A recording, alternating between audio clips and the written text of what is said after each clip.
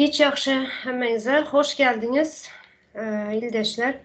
Bugün Türkmenistan'da ayal kızların sosyal üçüncülüğü hakkında bağlanışlı bir mesele var. Şu hakkında özara görün edelim. Serdar Ağa, başını size söz verin, sonra devam ederiz. Vallahi Sosyal üçüncülükler ne meşrular hakkında birazcık. Şimdi sadece sözün başını Atavavadan gelen nakıl var sonuyla başlayacak olan da. Oğul atamızdan gelen kadın diklenmese ulus büyümez diyer ha. Sonlar bu nemesi var. O zaman Türkmenistan'ın yadayını görüyor tirs. İçinde yaşadık. Bir neçe daşına çıktık. Değiştirmene mümkünçülük oldu. Ösen yurtlarda ya ösparyan yurtlarda denana nail hormat sıyla üçüncülük, sosyal üçüncülük veriliyor. Şimdi denan diyende neyme demek? Bir milletin bir döreyen milletin bir mertebesi da denan. Şu yurda seredende. Şimdi çağalıktan sözümün başı çağalıktan teretsek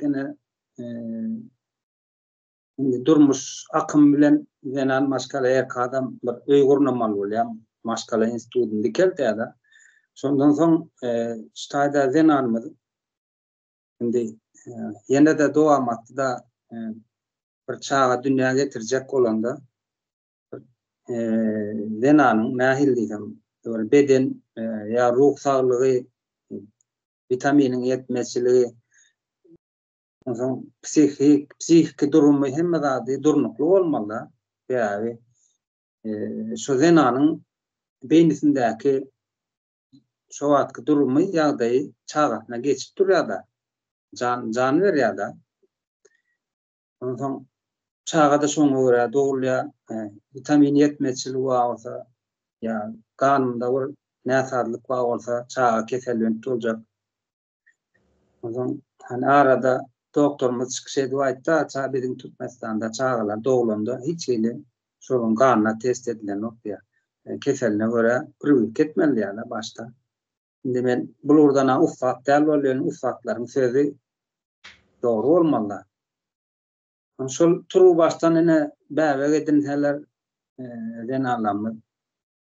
Bana hiç üçüncülük yok yani sağlık merkezlerinden çıkıp kaydanda çağa doğup şu taydan başlayan da denanlamının kıyınçılığı. O zaman şu atkıyali denanlamının üstünden gülünüp mertebesi tepkilenip verilen pul var da 3 çağa 3 yaşayan çağa. Bulan bir nahil diyeceğim. Devlet şeklini bar deyip görkezme için edilen oyunların yeri de. Onu cahil adam düşünüp bilen yok yani akıl huşu yetip azıcık kitap okuyup bir dünya seyreden adam düşünecek de ama. Ösen devletler ya, ösporan devletler nahil seyreder. Şurada biraz sözünüzü kesin biraz. İlk başta bizim Türkmenistan'da 7 yaştan 70 yaşayacalı ayal kızlarda sosyal hizmetleri, sosyal üçüncülükleri yok. Birinciden şu sosyal üçüncülük neymiş? Şu hakkında birazcık kısa bir özet edelim. Sosyal üçüncülük neymiş? Edilmeyen düşünüşüm boyunca yani denanın devlet şekilli yurtta bağlılığında sonra verecek yani borçlanan önünde borçlanan hizmetleri yani kömek değil de yani borçlanan hizmeti oluyor denanın. Daima hizmeti de devletin borcu doğru mu? O borcu. Kömek olmalı değil o borç olmalı. Yani çağalığının başlamalı da yani gayr maskala değil o tirtaş o adında. Erke olanın bağlı içinde olan gayr maskaladan vurulmu diye iyi biçişi maskalada psihik ya da bakış gören okmuş o gayr çağlar. Yani. O zaman kreşlerde ya çağlar bağında seyredilişi iyi miti yine sonun yani. Oynayan yeri, öğrenen alyan eğitim alyan ortamı nähili şoňa jemläp onuň nähildi muňa näme diýsen bolar Tomuz ene ýaz açyldy meýdana çykjak gitjek park diýlen zatlar park diýdi gezjek eğitim almaly dünýäni tanatmaly ýa-ni gyýmaşkala. Şu kreş dediniz hazır. Yine bağışlan sözünüz böyle bitirin yadım. Şu neme gelen vakti aytmasam yadımdan çıkıyor. Kreş dediniz yurtun içinden bir neme aldım da. Havar aldım. Şu Sacık'taki çağalara su içirmeyelermiş. Neme diyorlardı. Ha, düşünükle. Şunun için su içirmeler. Bu çağaların neme boluyor çağalar poçuk ağrık. Böbrek ağrıkına sezavar boluyor su içmesi. Yine şu Sacık'tan başlayan bular. Şunyalı. Sosyal hiçbir ne Sacık'ında bar doğulandan Radom'da başlıyor bu sosyal üçüncülükler. Yöne bizlerin yani kaydışmayalı 7 yaştan 70 yaşa çalı ayal kızlara hiçbir sosyal kömek nemesi yok. Üçüncülüğü yok. Şu Sacıkları nem için gidip neme barlamayalar. Nem için Sacıklarda bakıcılar çağalara su vermeyeler. Şimdi edilsin mesela öz içine girsek bir yüzle seyretse kadar nem için su vermeyeler. Ne çağa bardı iyi bilen sütlü çay istiyor ya bir aslında bir almiyesi yerler iyiden şu çağının bir pomidor yerler. Her sen ayratin her çağını tanımalı da seyretyen maskalalar şu adamlar işlerler diýýärler seyretmeli. Hemmesine bir sadaryn oturdu baryn karşı diýmeller. Bir islanok karşany. Ýöne süýdüşek. Sen tanımalı her birini individualny seyretmeli. Bizim kreşlerde suatkylarda o sana elediler. Balamak koýandyrlar ýöne. Goýoksa tapylandan getirilenden diýýärler. Ondan çağa garyn doýdumy? Garyn doýanokda garyn oturmak diýilýär ama yani beslenmek däl, garyn oturmak, garyn çişirmek, näme de bolsa içine atışdyryp. Soň izinden su içse ýa çay içseler bir tebigatyň nemesi bar da, soň munyň jogaby bar da, tuvalede içjekdir, kiç meýdan, uly meýdan etjekdir. Soň her bir nemede de bilmedim çağajyklar 30-20 san ba bolsa 2 sanam seyredýän bolsa bul her birini tuvalede yetiştirmeli, garşowy bar, ýuwundurmaly, arasalamaly. Edil biziň şu atky ýurdun içindäki neme bar? Psihiki durgunluk gatypet derejeje. Şol iki adam tamam alada ýetip üstesine de bar ýene çağalara seretjek bolsa jahil adamam esas meselen görüp bilmän ýakynda ýani güýji ýetýänden çykarýar da. Güýji ýetmeýänle seret garşylyk berilen nokta güýji ýetýänden çykarýar şonu. Tögünüp görer, şart degirip görer, ýa buruşda saklap görer. Ya sen izin arasalacak gel balajyňa sidiýer, seçdiýer. Şonuň ýaly özüni güýmäp öreler da. Köküne seretseň bolsa biziň ýurdun içinde alyp barýan sistemadan gelýär şonuň hemmeden. Halkyň gymmaty ýok biziňkide. Birlerde zenan maşgalany ene hökmünde görenoklarda köpelýänçi hökmünde görýärler. Şolara san hökmünde köpelip bermeli. Eğer koğlan olsun, gıyzaş olsun, köpelip bermeli. Belli bir population diye da yani halkın bir belli bir nemesi durmalı. Oldu. Yani ya o zaman şöyle bir malumat ama bilgili var internette. Mün çağada Türkmenistan'da doğulan mün çağanın 39 tanesi ayrılıyor eken de doğulan vakti ya doğulman kaşol beyrak vakti. Ondan sonra başka bir bilgen ma 5 yaşına çelle neçe tanesi ayrılıyor. Ondan sonra 12 yaşına çelle neçe tanesi ayrılıyor çağalarım. Eneler Radom'da görülen zulümleri dermansızlıktan Yine şularan sosyal üçüncülüğe giredi. Yine sağlık depterçesi de bir neme var bizde. Sağlık sigorta diyorlar Türklerde. Sağlık depterçesi. Yine şunun Türkmenistan'da adı var, özü yok. Sadece adı var. Yine işlemeyen ayal kızlar ne etmeli? Nereden alıp pul vermeli bu sağlık sigortasını, sağlık depterçesi için? Nereden almalı bular pulu? Aslında gene de şolayan ki devlet şeklini görkecek bolýarlar da. Yani de devlet var serediyat ne mesela sigortasan var bir. Yine mesela bir işleyen zenan bilen devlet şekilli yurtların içinde işleyen belli bir sigortadan geçirýär.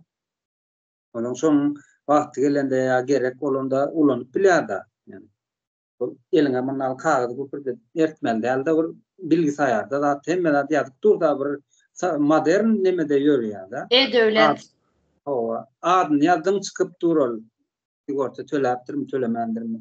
Ya da öz öýünde öz hojalyk bile bolup denanlar bolsa devletin yani devlet bar olan ýagdaýynda şol budjetten ödülmeli şol denana. Maydarak kesellerin varsın ya ulurak ağırak kesellerin varsın. Şol denan başkalar şu taýdan hem psikikasy bozulman çykyp gaýtmaly hem saglygyny düzeltip gaýtmaly. Şonuň ýaly bolmaly aslında. Yine Türkmenistan'da %70% işsizlik var dediler. Şunun indi işlemeyen ayal kızlar bunlar nereden alıp vermeli? Yine şu sorağın cevabı Indi muň soragyň jogaby ansat yüzle so neme deýin sen. Ana arada Berkmuhammedow uly Berkmuhammedow gelipdi. Geplede şonda. Men 4. yerde yani duruyor. uzun rowa 4. yerde galdy. Elin kelemelledik badi. Ene 4. yer şu pullar nerede? Ene işlemeýän zenanlar peýdalanmaly da şu taýdan. Belli bir geregini. Gerek bolsa artygyndan peýdalanmaly, artygyragyn peýdalanmaly. Indi şol biziň ýurtda şu wagt işleýän döwlet bir döwlet şeklini berilýän bir gurama bardyr. İş sonda işleýänlerim şu saglyk nemesini sigortadan peýdalanýar. Bilmeýär o taýda näme ujutsuzca zat geçirilýär. Ýene şol el kizerinden, jüwüsinden. Yine ulu operasiyalar bolsa, ulu ağır keseller var. Şular şunyalı sağlık sigortasından üçüncülüğe edip bilýärlermi? Özünü üçüncü edip bilýärlermi? Bilmeýärler. Ağır kesellerine. Näçe yakında bir yakın bolup bir 2 aylykda oğlan Hindistan'a gitti de ölüsü geldi. Näme üçin şuna kömek etmeli Türkmenistan'ın devlet? Näme üçin sağlygyny üçüncülüğe etmedi bunun? Şu oğlanın. Näme üçin bu oğlan şu çağa öldü? Näme üçin Türkmenistan'ın içinde wagty garamadylar bu oğlany? Çağa. Ýene şoň köküne seretsek, ýanky çağa bir Türkmenistanyň neme ýurtdaşy da neme bolýar. Adam hukmunda göreliň şonu çağa däldi. Adam hukmunda görsek gymmatlygy ýok. Sebebi näme üçin gymmatlygy ýok diýen sebebi sömürge ýurt. Russiýa bizi sömüripdi. Onuň sömürgelere özüňiz bilýän taryhy okuýaňyz, şu wagtky özüňiz görüp oturýarsyňyz. Biziň izleyijilerimiz biziň kanallar seyredýän adamlarymyz, watandaşlar, ýurtdaşlarymyz bilýändir. Sömürge ýurtlarda seyredilmeýär halka. Ya galyndan nebitinden balygynyň başgasy gerekkä diňe san bolup dursa boldy. Onuň akıl bilen bilim bilen öğretilen ýurtlarda da bolup biler keselçilik agyr ýeňil bolan. Şol keseliň öňüni almaga hereket edilýändir. Mudama tinetseňiz öňüni almaly. Näme etmeli? Saglykly iýdir we içirmeli, saglykly suw içmeli, howasy saglykly bolmaly, psikika durgunlygy bolmaly. Psikika durgunlyk kaçan bolup biler? Haçan hukuk tanalan, yani kanun işleyen ýurtlarda bolýar psikika durgunlyk. Hemme zadyň başı stres diýerler ýa-ni Türklerde şunu ýaly. Hemme zadyň başı stres. Stres boldu mu hem keselçilikler çıkıyor, yüze çıkıyor. Yani stres bolmaslık için neme bolmalı? Hem zaten üçüncülüğün bolmalı. Kanun işlemeli devlet. Yani bizlerde Aa, neme? Hem yerde problema. Nere karasan problema. En köprüm ayal kızlarda. Ayal kızlara baskın bir nemeler var. Stres var yurtun içinde. Yurtun daşındayam şunun yalı. Ayal kızlarımız köysenip yören, çağalarından ayrı. Neçe yıllar görüp bilmeyen yören eneler, çağalar ayrı. En azından şu sistemada en köpem kıyınçılık göre oturanlar Türkmenistan'ın içinde çağalar enatasından ayrı. Köpsü enatasını tanımaya, köpsü dol bir yaş, 2 yaş taşlap enesini bilmeyenler var. Dayzası bilen, maması, babası bilen ulalanlar var. Yine şu katı enatasını, maşkalasını bir maşkala toplumda ulalmayan çağa şunun yalı streste ne diyorlar. Stres olan yerde keselçilik kök oluyor. Yine bulan ulu bir sosyal üçüncülüğe giriyor. Hiçbir sosyal üçüncülüğümüz yok Türkmenistan'ın içinde bizlerin ayal kızların köprağı. şimdi seyredin stada yine bir ayrıtınlık var da ayarlayıcılara ne için bizim yurtta toplum baskısı var. Kukla hükümetin baskısı bir var. Dinalların üstüne. Ondan toplumun baskısı var. Men düşünçüm boyunca bu hani bizim dinimiz vardır, İslam dini deyip biz inanıp sonra biz Müslüman deyip yürüyendir. Sonra köp yerlerini sinet okap gören hadislerini okuyan yeni diyen olan zinan katı mertebesi depkilenen hükmünde verildiler. Şimdi hukukla hükümetin biz için tayinleyen filmler var, seriyaller var, yani Türkmen dilinde verilen. Şu tayyip sinetseniz, müdama oğlun ecedinin tarafında zenanını tayaklap, göründür, kovup göründür, onun yani çoğu bir filmler var kadiyalar. Nememiş erkek, bu erkek. Ya şunu yalı öğrettiler bize, bu erkek. Şimdi seyredin şu tadı yüze çıkarlayara, yine erkeklik görkadiler, şunun aydan şimdi giyin olmalı ya, yani arka planına sinetsen, şu tadı zenanı kiçeldi ya. Bulam şu Arap kulturası bize oturan da sonra ne diye. Ne seyredin ecesinin tarafını çalayan olsa zenan neme gelinen tayaklar mertebelerini dekleyen o ikisem şolun zenana doğru mu? Yok. Ertek gün gelin şonun ene olmalı. Hem çünkü sen şu zenanı basket bilen olsan ne için ecene basket bilen o.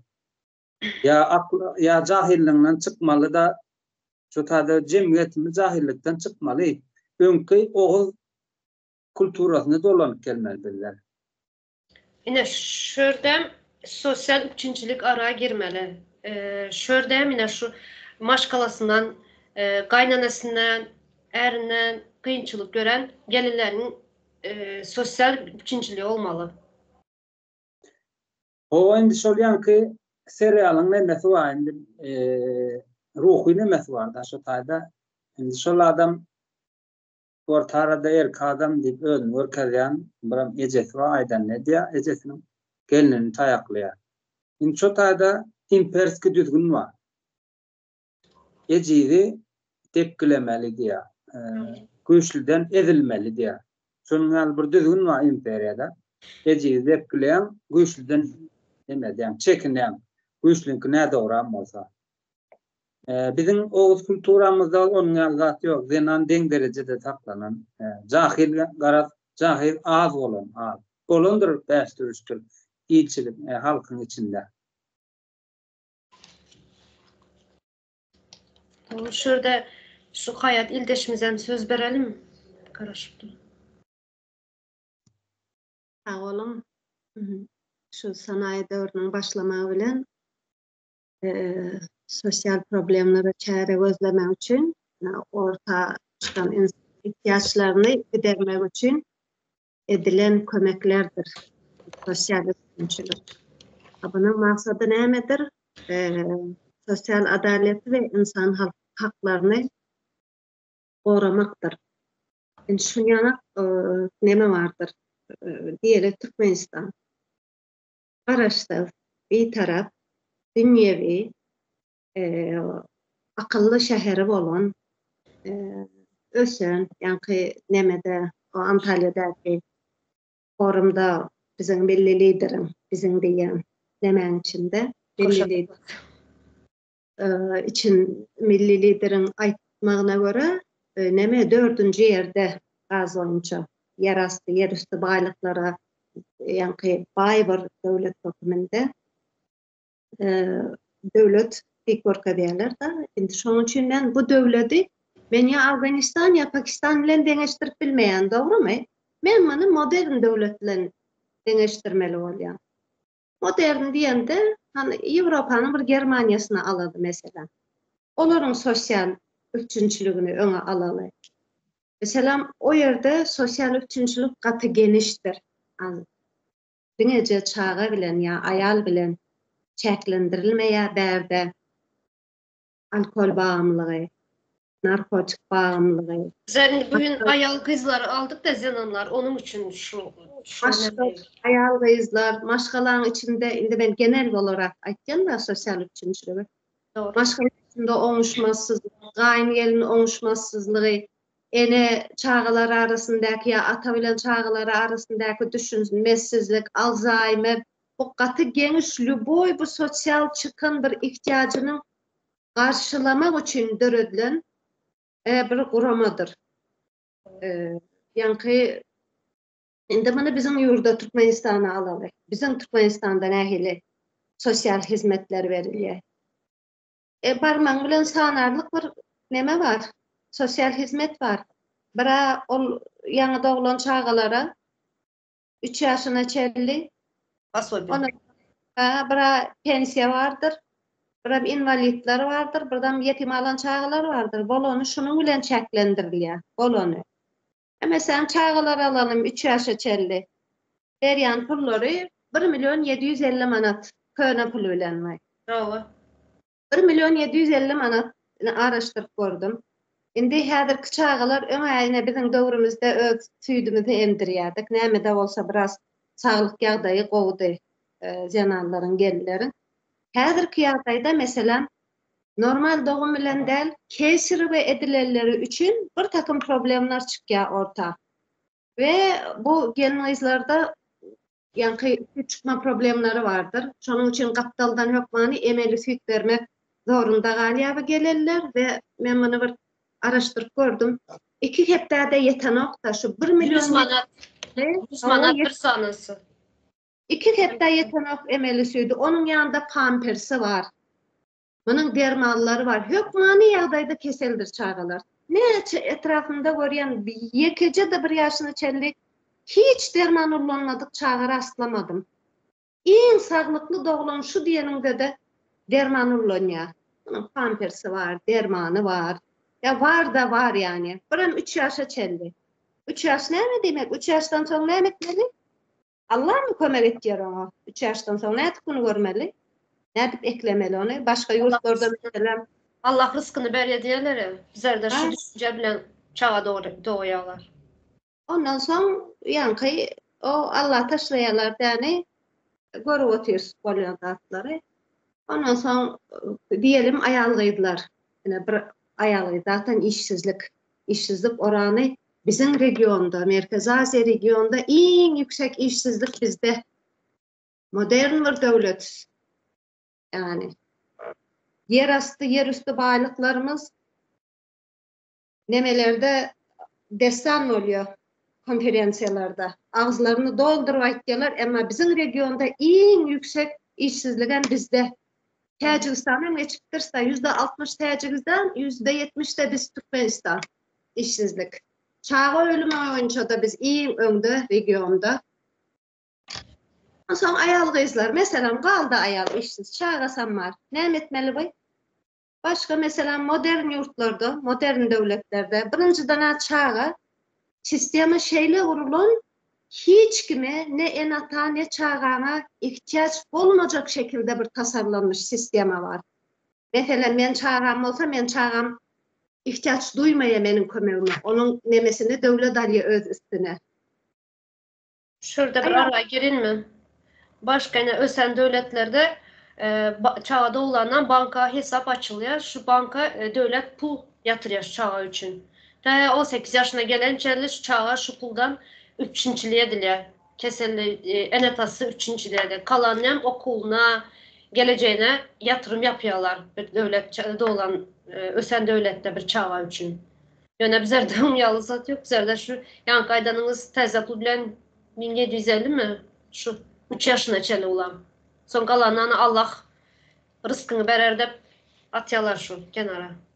Ava Her şey şu taşın etsin. aşağı yurtlarda 18 yaşına çelip pul sanyandır nemesine sebep devlet aliye ol devletin gelecek o. Aslında zenan bizde zenanın kıymeti yok. Başka yurtlarda hakikaten hem devlet adam için olan yurtlarda zenan demenin devamatını sağlayan bir nemedir? Varlıktır. Şunun için ona aramak senin devamatın bu gedek alsat başlaya. Şunun için değeri başkadır o yurtlarda. Bizim yurtlarda hiçbir değeri yoktur. Aytışınız yani 18 yaşına çelli men metelem şu bir çağa doğsam ertirki gününü oylamak zorunda. Ne edip eder kamos stresin içine girip kaygı bilen yaşayan o yurtlarda beyle dat yok. Dişiniz yani 18 yaşına çelli pul salya ondan sonra 18 yaşa bastığı günün isle okusun, isle iş açtın yan alıp bilya dostluk var Alman şokolu. Mesela işsiz alanda kirasını devlet ödeye. Ayarlara mesela ne işsiz kaldı ayar. Buna nemesi vardır. Yani pul tölenyendir ve bir yandan o ayarlar mesleği daha da olması elinde bir meslek almak için meslek almasını sağlayandırlar. Ondan sonra iş tap verip şu ayağı amaç ayağını üstüne koymak. İş tapyanca pul töle devlet. İş tap veriyanca onu özü şeyle tut ya hiç kime mehtaç olmadı yani ondan sonra iş tap verip öz ayağında durduruyor yankı nemeni. Yine bizler de neme çağa ulu maşkalalar var, çağız köp maşkala yine dulgalan ayallar var. Eğer ölüp çağalar köp. Şuları hiç devletten hiçbir kömek yok. 18 yaşına içinde birazcık kömeğe ediyorlar. Ulan haydışınız yalı bir hiçbir neme yetmiyor. Bir bazara girip gelenine yetmiyor pulun. Yok yetim Çağa çağaların üstte oturan çağa yemeli, içmeli, vitaminlerden abspeçt etmeli özünün organizmini. Yöne unyalı hiç neme yok. Köp maşkalılar bolsa o ağzına yetmeyedir o çağaların, fakırların. O meyve alıp yemeli, kalsi var, her şeyle glukanat nemeler var. Hiç unyalı zatlar yok bize de.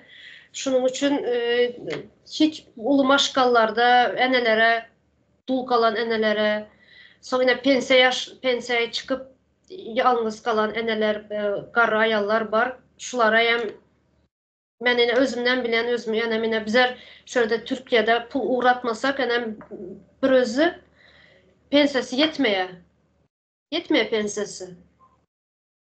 hava mesela o nemet gördüm ben bir yerden sonra gördüm.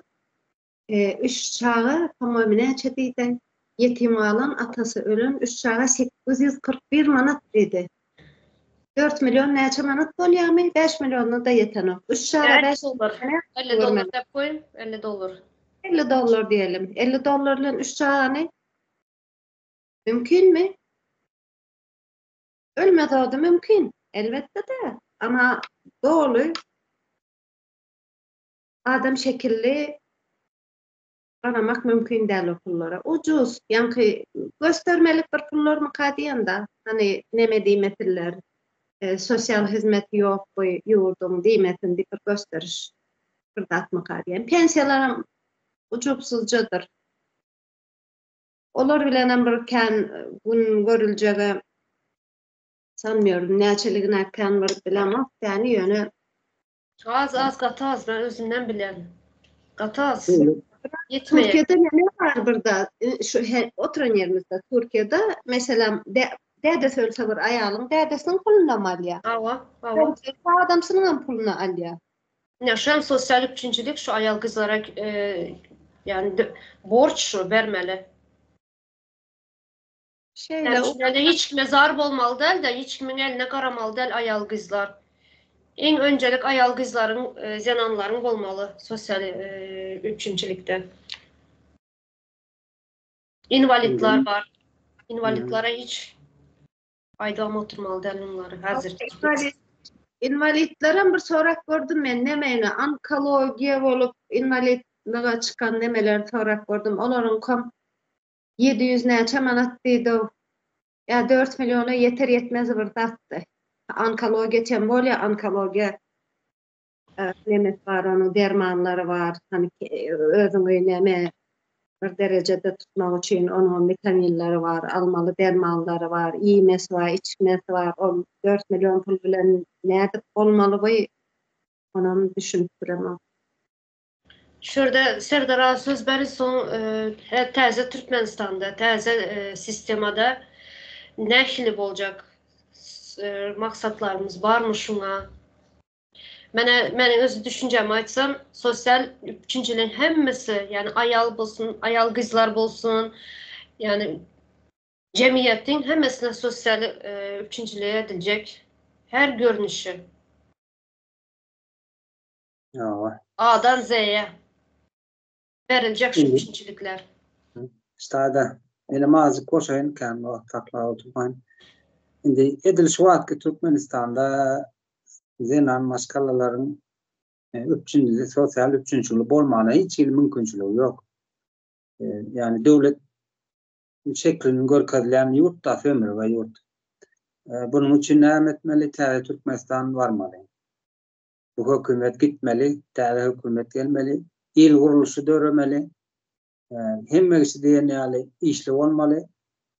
El aya awat olup kellese işläp beýnesi mümkinçiligi bolan işli bolmaly. Onsoň şolaryň hemmesi taksit ýa nalog töläp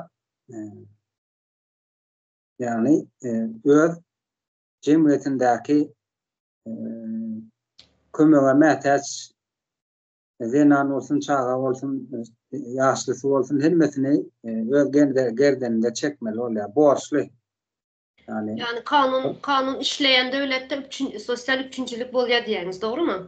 O kanun işletme üçinem ýene ýanky ýeri aýlanyp gelýär. Täze Türkmenistan barmaly, laýyk adamlar oturmaly. Ýurdun başynda, ýurduna öýe çykjak.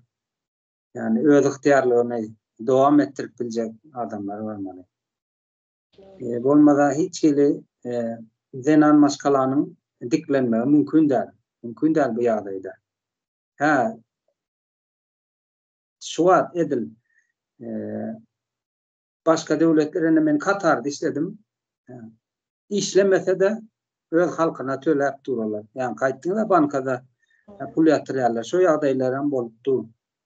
Ýöne bu beýinler bilen Antalyaga gelip gitýän beýinler bardyr. Olary kukla barmagynda oynatyp görürler. O beýinler bilen biziň ýurtda bolmaýar. Şoň üçin hökman evrim gerek biziň ýurda. Antalya barıp kaydalar dediğinizde adını aydıp geçin ki belki bilmeyenler vardır. Awa Gurbanoğlu diýerler adyna, oğlu var Serdar diýip görýäňiz hal ýagdaýyny kime meňdejek bolýarlar ýa bar bolup bilişimi. Şulara sosyal üçüncülük diýen zadyň adyny özünem bilmeýändirler şular. Bolmasa halkdan bunun ýagladyp şu nämelinen bilmeýärdir şular. Özüne eşik, özüne kostüm, jalbar alıp bilmeýän adam nerden bilsin? İstukan lakam var eken ağam. Geplemän başaran oklar halkyň içinde özüne alıp barman. O manikeni al gezdi aňryp berip zenan maşgalanyň üçinçiligi näsin olar? Bilmeýär. Bir döwletde en gerekli, en önemli bir sistemam näme diýerler şuna? Sistema diýerler. Şu sosial üçinçilik. Doğru mu? En önemli, gerekli zatların biri sosyal üçüncülük, en başta gelenlerden biri. Ova ýurdy ayakta tutubiljek kim gelecek kiler kim çaga bolýar, çagany kim öndürýär, yani döretýär, dowýa diýýärler, zenan maskala. Zenan maskalanyň beýnesi hem asuda bolmaly, hem bilimli bolmaly. Vitamini ýetik kemmegady bir üçin olmaly. Bolmasa bir ýurdun ýaňam aýtyp geçdi ya zenan diklenmese ulus ýaşap bilmeýärdi ýa-ni şonuň ýaly da. Doğru. Hayat ildeşiniz var mı sizin koşmak isteyeniniz? Şu neme diyecektim da bizde vergis neme salgıt 15% salgıt tutuluyor. Ava. Neme salgıt sistemamızdan biraz yanlış. Belli Zaten ki sağlık sistemimiz bolmagan üçün sosyal üçüncülükler hem doğru düzgün işlen yok. Aslında salgıt almalı halktan. Salgıt bolan yerde sosyal üçüncülük. Yine bizerinkiler salgıt alıyorlar. Hiçbir sosyal üçüncülük yok. yani salgıt biz nemeden bir gördük da 15% eken Türkmenistan'ın salgıtı ödem neme her kimden padrat alıyorlar bunu. Nemeni gördüm ben böyle ki hani Avrupa yurtlarının salgıt sistemini gördüm ben Germanya mesela yıllık nemesini ölçerler. Yıllık girdeceğin 10.000 eurodan geçmeyen olsa sıfır salgıt. Salgıt yok. Ondan sonra 10.000'den yıllık 10.000'den 30'a çellimi, 30.000'e çelli 14% salgıt, ondan yok olsam 43-45% salgıt eken. Bizim salgıt sistemi de yanlış. Yok aslında yok salgı sistemi. Yani. Yani kaydışınız yalan mesela düz mesela şu nemedim bir inişli çıkışlı olmalı salgı sistemi aslında düşünüyorsun doğru mu? Yani yanlış mı? Köprak işlerinden köprak salgıt almalı, az işlerinden az salgıt almalı. Hep şunu yalı bilyen.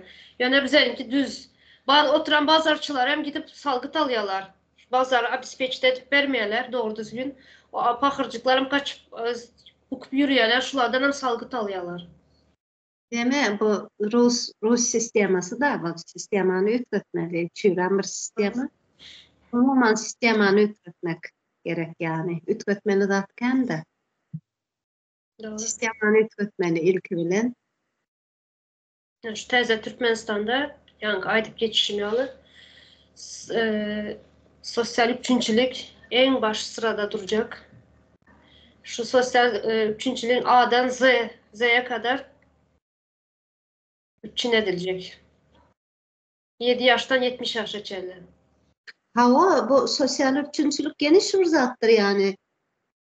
Hakiki oturacak olsan onu adamın bu insanın ihtiyaç çıkan en küçücük bir ihtiyacını karşılamak için öğretilen bir kurama. Yani bine pul bilen bağlı değil bu hem psikolojik, ekonomik bunların hemmesini karşılaması lazım. Sadece bir ne değil, kömek değil.